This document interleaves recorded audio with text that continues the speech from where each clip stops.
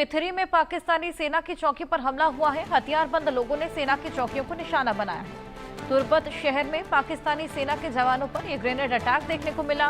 नाकाबंदी के दौरान सुरक्षा बलों को टारगेट कर यह ग्रेनेड अटैक किया गया है।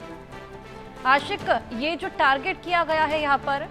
जवानों को और उसके बाद में ग्रेनेड अटैक, कहीं ना कहीं ये पैटर्न बीएलए का लगता है। हालांकि इसकी जिम्मेदारी अभी तक किसने नहीं ली।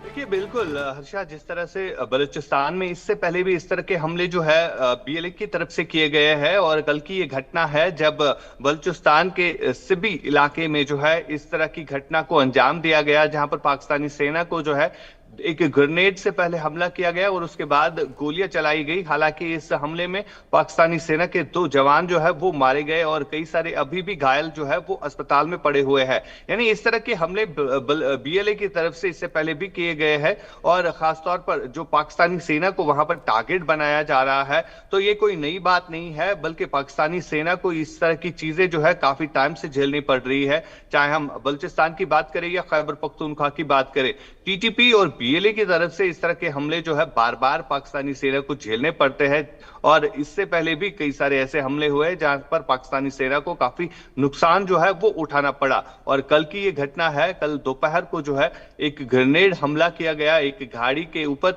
और उसके बाद जो है वहां पर फायरिंग भी जो है वो सुनाई दी और बाद में पता चला कि 2 पाकिस्तानी सैनिक जो है उसमें मारे गए हैं और इसके अलावा कई सारे अभी भी घायल पड़े हुए हैं। यानी कुल मिलाकर अगर देखा जाए जिस तरह से बलूचिस्तान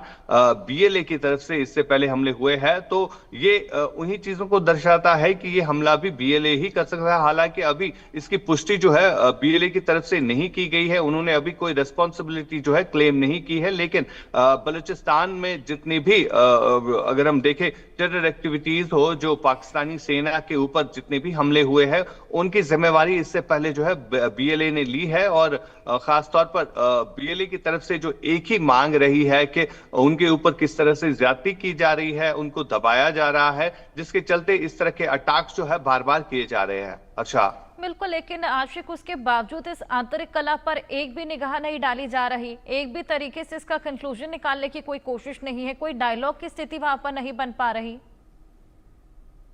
बिल्कुल, ये हमले जो है अब रुकने का नाम नहीं ले रहे हैं। हालांकि पाकिस्तान की सरकार और वहां की सेना जो है इन हमलों को रोकने में कहीं ना कहीं असफल रही है और फिलहाल जिस तरह से वहां पर सिचुएशन बनी हुई है और हमने देखा जो पीटीआई चेयरमैन इमरान खान है, उनकी तरफ से जो अपोजिशन लीडर उनकी पार्टी की तरफ से बनाया गया वो भी बलूचिस्तान का ही था और कहीं ना कहीं अब जो सरकार और सेना के बीच में तालमेल रहना चाहिए था, वो तालमेल जो है कहीं दिख नहीं रहा है। क्योंकि हमने देखा कि कई सारी ऐसी डेवलपमेंट्स भी हुई जहां पर जाफर एक्सप्रेस नामी एक ट्रेन जो है वो हाईजैक होती है और उसके बाद भी ये कहीं ना कहीं इंटेलिजेंस फेलियर है इन सब हमलों को रोकने के लिए और अभी भी ये हमले जो है नहीं रुक रहे हैं और ना ही बातचीत हो रही है। हालांकि पाकिस्तान की सेना में कई सारे ऐसे सैनिक हैं जिन्होंने नौकरी छोड़कर इसी बहाने जो है गल्फ कंट्रीज में जॉब ढूंढा। तो ये स्थिति बनी हुई है, बलूचिस्तान हो, खैबर पख्तूनख्वा हो, जब इस तरह के अटैक्स पाकिस्तानी सेना पर किए जा रहे हो और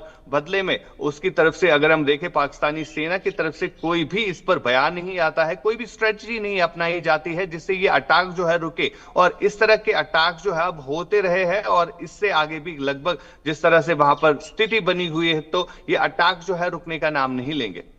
आशिक, जो ये पाकिस्तानी सैनिकों को टारगेट कर ये जो निशाना साधा जाता है, क्या इससे आम लोगों को भी खासा नुकसान होता है?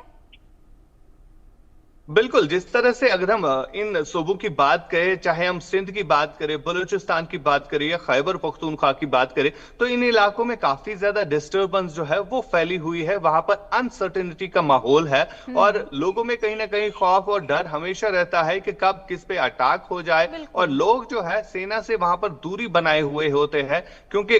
लोगों को ये भी डर रहता है कि कहीं कोई बड़ा हमला में ना हो जाए जिसकी जद में वो लोग भी आ जाए, क्योंकि इससे पहले भी कई सारे आम नागरिकों की मौत भी वहां पर हुई है जब इस तरह के अटैक्स वहां पर किए गए और खामियाजा भुगतना पड़ता है। हालांकि अब ये चीजें कब सुलटेंगी ये देखने वाली बात